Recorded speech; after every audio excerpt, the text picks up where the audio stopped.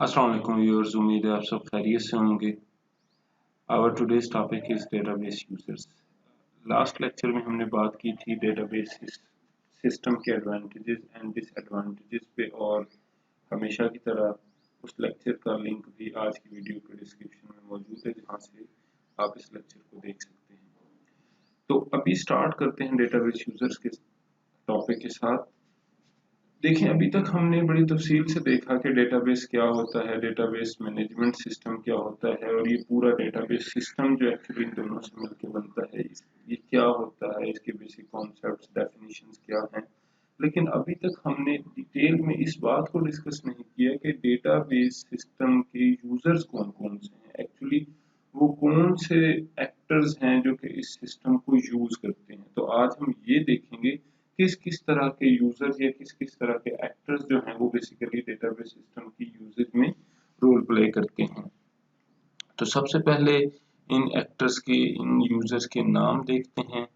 तो और इनकी टाइप्स देखते हैं। तो हमारे पास सबसे पहले जो इनकी टाइप्स हैं उनमें 4 टाइप्स है बेसिकली। इनकी जो मेजर कैटेगरीज हैं उनमें डेटाबेस एडमिनिस्ट्रेटर्स हैं, डेटाबेस डिजाइनर्स हैं, एप्लीकेशन प्रोग्रामर्स हैं और एंड यूजर्स हैं। अब इनमें कुछ ऐसे यूजर्स भी हैं जिनके आगे फर्दर टाइप्स हैं, उनको भी अब हम फिर आगे चल के डिटेल में डिस्कस करेंगे। लेकिन एक्चुअली ये मेन यही 4 मेजर टाइप्स हैं उन यूजर्स की जो कि डेटाबेस सिस्टम के साथ through out it's life interact करते हैं। किस किस स्कोप में इंटरेक्ट करते हैं वो भी हम देखते हैं। तो सबसे पहले स्टार्ट करते हैं डेटाबेस एडमिनिस्ट्रेटर के साथ। अब ये डेटाबेस सिस्टम के ऊपर सबसे जो पावरफुल यूजर होता है, he is known as database administrator और डीबीए शॉर्ट फॉर्म। अब ये it can be a single person. For example कोई एक शख्स भी हो सकता है, जिस तरह छोटे इदारों में, छोटी ऑर्गेनाइजेशन में जो कि जिनका बिजनेस स्मॉल होता है और उनमें लिमिटेड नंबर ऑफ पीपल्स होते हैं, तो वहां पे यूजुअली एक पर्सन होता है, just one person takes the responsibility of DBA. और इसके अलावा जो कि बड़ी ऑर्गेनाइजेशंस हैं उनमें एक मल्टीपल पीपल भी हो सकते हैं, ग्रुप भी हो सकते हैं, इनफैक्ट काफी बड़ी टीम्स भी हो सकती हैं। और ये टीम्स एक ही दफ्तर में बैठी हो सकती हैं, सेम ऑफिस सेम बिल्डिंग में भी हो सकती हैं, और they can be at remote location, कि वो थ्रू द इंटरनेट ऑनलाइन एक दूसरे के साथ कनेक्टेड हैं और वो रिमोट लोकेशंस पे हैं, मल्टीपल सिटीज में हैं, मल्टीपल ब्रांचेस में हैं। लेकिन यूजली इस टीम का साइज छोटा होता है डीबीए की। और ये सबसे ज्यादा highly technical, highly knowledgeable users होते हैं डेटाबेस सिस्टम के। और through out the database system जो उसकी लाइफ होती है, उसके लाइफ टाइम में थ्रू आउट जो रिस्पॉन्सिबिलिटी होती है, जो कोर पर्सन जो कि उसकी पूरी की पूरी हर तरह के मेंटेनेंस के लिए, उसकी प्रोटेक्शन के लिए जो रिस्पॉन्सिबल होता है, वो डीबीए होता है। अब इसकी मेजर टास्क क्या क्या होते हैं? फॉर एग्जांपल, इसने डेटाबेस की क्रिएशन या इंसेप्शन से लेके और उसकी मेंटेनेंस और यूजेज सारी चीज़ों को मॉनिटर करना होता है। उसकी रिस्पॉन्सिबिलिटी इसी के ऊपर होती है। फिर इसी तरह किन किन लोगों को डेटाबेस की, किस किस अकाउंट को, किस किस सॉफ्टवेयर को, किस किस यूजर को डेटाबेस के ऊपर एक्सेस मिलनी है, किसको नहीं मिलनी, और कितनी एक्सेस मिलनी है, इसकी पूरी की पूरी प्रोविजन भी डीबीए की तरफ से होती है। और फॉर एग्जांपल ऐसा हो सकता है कि कुछ यूजर्स तो सिर्फ डाटा बेस में डेटा इंसर्ट कर सकते हैं, जबकि कुछ यूजर्स उसको अपडेट कर सकते हैं और कुछ यूजर्स उसको डिलीट, अपडेट, ऐड सब कर सकते हैं। तो ये सारे के सारे राइट्स डीबीए की तरफ से असाइन किए जाते हैं। और इसके साथ साथ अगर आज के जिस तरह टेक्नोलॉजिकल एरा में हम हैं, तो आजकल साइबर अटैक्स बहुत ज़्यादा हैं। इसी तरह एसक्यूएल इंजेक्शन वगैरह की कुछ टेक्निक्स हैं, और भी बाकी डीडॉस अटैक्स वगैरह काफ़ी सारी चीज़ें हैं तो जो सिक्योरिटी रिलेटेड है। तो अगर उस तरह के इश्यूज भी होते हैं तो उसकी रिस्पॉन्सिबिलिटी भी डीबीए के ऊपर होती है। तो इस लिहाज से देखा जाए तो dBA should be highly technically capable man, कि जिसको ये रिस्पॉन्सिबिलिटी असाइन की जाए। और इसी तरह फॉर एग्जांपल, अगर over the period of time database चलते चलते स्लो हो गया है, अब बेसिकली एप्लीकेशंस जो हैं उनको उससे डाटा पुल करने में टाइम ज़्यादा लग रहा है, तो भी ये डीबीए की रिस्पॉन्सिबिलिटी होगी कि वो इस चीज को एनालाइज करे, वो देखे कि क्या हार्ड डिस्क इंक्रीज करने की जरूरत है, क्या रैम इंक्रीज करने की जरूरत है, और we should increase the number of cores, processor को बेसिकली इंप्रूव किया जाए, वॉट एवर कैश इंप्रूव की जाए, जो भी चीजें हैं। तो ये रिस्पॉन्सिबिलिटी है डेटाबेस एडमिनिस्ट्रेटर की कि वो किस तरह से डेटाबेस को फाइन ट्यून करता है और उसकी परफॉर्मेंस को over the period of time up to date रखता है। तो कुछ मेन रिस्पॉन्सिबिलिटीज देख लेते हैं जो कि डीबीए की होती है, कि इंस्टॉलेशन ऑफ सॉफ्टवेयर्स हैं, जो भी डीबीएमएस से रिलेटेड जो यूटिलिटीज और डीबीएमएस सॉफ्टवेयर्स होते हैं उनकी इंस्टॉलेशन, और इसी तरह डेटाबेस सिस्टम की जो मॉनिटरिंग होती है उसकी सुपरविजन होती है, और फिर इस तरह डेटाबेस सिस्टम में किसी भी तरह के परफॉर्मेंस के या डाटा लॉस के किसी भी तरह के अगर कोई प्रॉब्लम्स आ रहे हैं तो उन प्रॉब्लम्स के सॉल्यूशंस प्रपोज करना और उनको इम्प्लीमेंट करना रिस्पॉन्सिबिलिटी होती है डीबीए की। फिर इसी तरह डिफरेंट रोल्स को डिफरेंट परमिशंस असाइन करना with in the scope of the project, वो भी रिस्पॉन्सिबिलिटी डीबीए ही की होती है। फिर इसी तरह जिस तरह लास्ट लेक्चर में भी हमने डिस्कस किया था कि डेटाबेस में बैकअप जो है it's very important feature of the database system, because किसी भी टाइम पे एक सिस्टम है, अ machine can crash at any time, कहीं पे भी इशू आ सकता है, पावर फेलियर हो सकता है। तो बेसिकली बैकअप के पूरे मैकेनिज्म को जो है स्केड्यूल करना और फिर उसको पीरियोडिकली बैकअप्स लेना और उनको मेंटेन करना भी डीबी की रिस्पॉन्सिबिलिटी होती है। और in case of a system crash, system failure, अगर किसी भी बैकअप को रिस्टोर करने की जरूरत पेश आती है तो वो भी डीबीए की तरफ से होता है। तो ये थी basically main responsibilities of a database administrator. यहाँ पे डीबीए का जो रोल जो है वो यहाँ तक हमारा कंप्लीट होता है। नेक्स्ट चलते हैं डेटाबेस डिजाइनर के ऊपर। अब database designer actually are is the person or a group of person जो कि बेसिकली डेटाबेस को एक्चुअली डिजाइन करते हैं, बनाते हैं। जो डीबीए था बेसिकली उसका रोल ये था कि मोस्ट ऑफ द टाइम वो क्रिएट भी कर सकता है, यानी डीबीए डेटाबेस डिजाइनर भी हो सकता है, लेकिन वो बेसिकली जब डेटाबेस बन जाए तो फिर उसको लुक आफ्टर करना, उसको basically over the period of time उसको मेंटेन करना, वो उसकी बेसिकली मेजर रिस्पॉन्सिबिलिटी बन जाती है। लेकिन डेटाबेस डिजाइन करना वो डीबीए भी कर सकता है, लेकिन अगर डीबीए के अलावा कोई डिजाइन करे तो जो भी करे वो he is a database designer. तो डेटाबेस डिजाइनर का काम क्या होता है कि एक्चुअली डेटाबेस की पहले रिक्वायरमेंट्स को लेना कि किस तरह का डाटा स्टोर करना है, किस किस तरह के यूजर्स होंगे, उन यूजर्स का डाटा किस तरह से डेटाबेस के अंदर स्टोर होना चाहिए, तो प्रॉपर उसके लिए कौन से डाटा स्ट्रक्चर्स यूज होने चाहिए, क्या टेबल्स बनने चाहिए, क्या उनमें किस तरह के कॉलम्स होने चाहिए। तो उस तरह के पूरे का पूरा जो डिजाइन बनाना और फिर डिजाइन बना के उसको एक्चुअली इम्प्लीमेंट करना, ये रिस्पॉन्सिबिलिटी होती है डेटाबेस डिजाइनर की।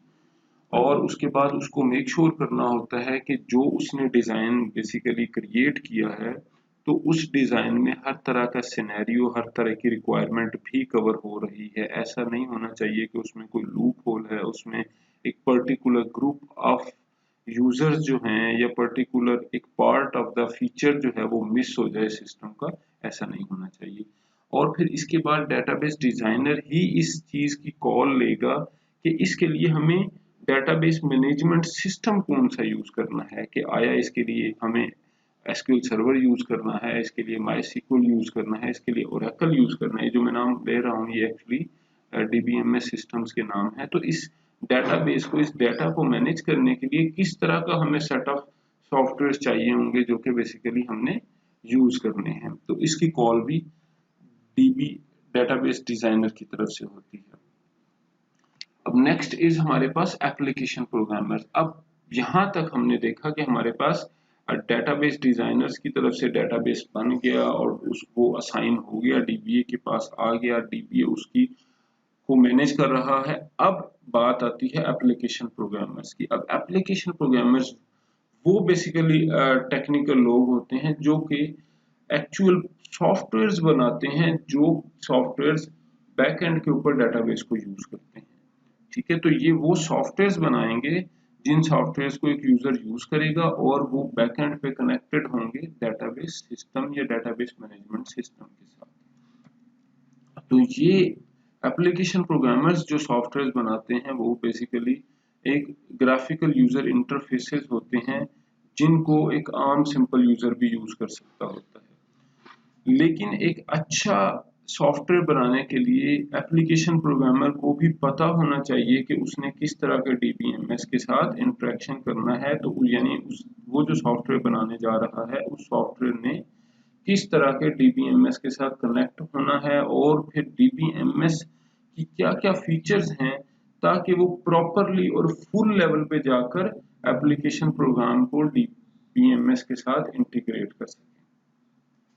तो फॉर एग्जांपल अब YouTube ही के ऊपर आप ये लेक्चर देख रहे हैं तो YouTube का भी एक डेटाबेस है और YouTube की जो वेबसाइट आपको नजर आ रही है ये बेसिकली वो एप्लीकेशन प्रोग्राम है जिसके जरिए आप YouTube के डेटाबेस के साथ इंटरेक्ट कर रहे हैं और उसमें जो वीडियोस का डाटा स्टोर है तो आप उन वीडियोस को प्ले कर रहे हैं, उनको वॉच कर रहे हैं।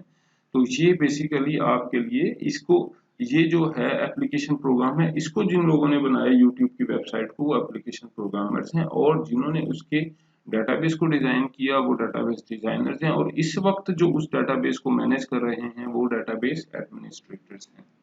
अब नेक्स्ट इज हमारे पास एंड यूजर्स। एंड यूजर्स वो लोग होते हैं जो कि बेसिकली इस पूरे के पूरे एप्लीकेशन सॉफ्टवेयर को यूज कर रहे होते हैं। फॉर एग्जांपल ये वो लोग होते हैं जो कि बेसिकली डेटाबेस के अंदर बेसिकली जो डाटा जितना भी पुल हो रहा होता है, इंसर्ट हो रहा होता है, ये जो एंड यूजर्स ही हैं जो कि बेसिकली ये सारे का सारा डाटा पुश कर रहे होते हैं। इसको एक मिसाल लेके समझते हैं जिससे हमें ये और भी ज्यादा क्लियर हो जाएगा। फॉर एग्जांपल अगर हम किसी ऑर्गेनाइजेशन की बात करें तो उस ऑर्गेनाइजेशन में फॉर एग्जांपल एक पर्सन है जिसका काम बेसिकली किसी भी रिसेप्शन पे जो कि मौजूद है और जो भी लोग इंटरव्यू के लिए आ रहे हैं तो उसने सिस्टम में सिर्फ उनका डेटा फीड करना है। अब चूंकि उसने सिर्फ डेटा फीड करना है और उसको नहीं पता कि पीछे सिस्टम क्या है, किस तरह से चलता है, उसको बिल्कुल भी आइडिया नहीं। उसका काम सिर्फ ये है कि उसने एक सॉफ्टवेयर को ओपन करना है, उस सॉफ्टवेयर में उसने मेन्यू के ऊपर जाना है, मेन्यू पे क्लिक करना है और उसमें वहां पे ऐड इंटरव्यू का ऑप्शन आएगा, वहां पे उसने कुछ कैंडिडेट का नाम लिखना है और उसका टाइम लिखना है और ओके कर देना है। अब वो डाटा ऐड हो जाएगा सिस्टम के अंदर, उसको बाकी डिटेल नहीं पता।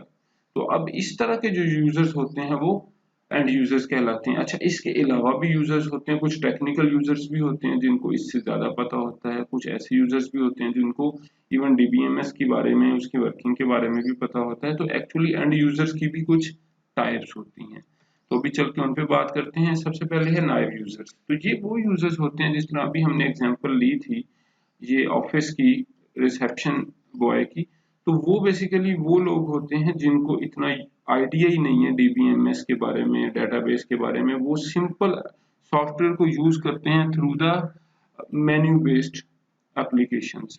तो जो कि ग्राफिकल यूजर इंटरफेस को यूज करके सिर्फ सॉफ्टवेयर में डेटा फीड कर रहे होते हैं या उस डेटा को व्यू कर रहे होते हैं, वो मोस्ट ऑफ द टाइम कहलाते हैं नाइव यूजर्स। लेकिन इसी के साथ साथ कुछ यूजर्स ऐसे होते हैं जो हाईली टेक्निकल होते हैं। फॉर एग्जांपल ऐसे यूजर्स जिनको डीबीएमएस का पता है और वो बेसिकली डीबीएमएस के साथ डायरेक्टली भी बात कर सकते हैं। मसलन वेबसाइट्स वगैरह के ऊपर भी कुछ ऐसे यूजर्स होते हैं जिनको मॉडरेटर्स कहते हैं, जिनको हम बेसिकली एडमिन्स कहते हैं, जो साइट के, जो कि बेसिकली जिनके पास कुछ ऐसे टूल्स होते हैं कि वो डायरेक्टली डेटाबेस के ऊपर बेसिकली कुछ टास्क परफॉर्म कर सकते हैं, कुछ क्यूरीज रन कर सकते होते हैं, कुछ रिपोर्ट्स जनरेट कर सकते होते हैं। तो वो बेसिकली सोफिस्टिकेटेड यूजर्स कहलाते हैं। और इन यूजर्स के पास जो है एप्लीकेशन की डेटाबेस की जो नो हाउ होती है वो नाइव यूजर के निस्बत बहुत ज्यादा होती है। तो ये था बेसिकली हमारे पास एंड यूजर्स का सेक्शन। तो अभी आज हमने बात की कि डीबीएमएस में यूजर्स कौन कौन से होते हैं, क्या होते हैं, उनकी टाइप्स क्या होती हैं, डीबीए कौन होता है, एप्लीकेशन प्रोग्रामर्स कौन होते हैं, डेटाबेस डिजाइनर्स कौन होते हैं, एंड यूजर्स कौन होते हैं, फिर एंड यूजर्स में भी नाइव यूजर्स और सोफिस्टिकेटेड यूजर्स कौन होते हैं। तो यहाँ पे हमारा ये लेक्चर कंप्लीट होता है। इंशाल्लाह नेक्स्ट वीडियो में आपके साथ नेक्स्ट टॉपिक के साथ मुलाकात होगी। तब तक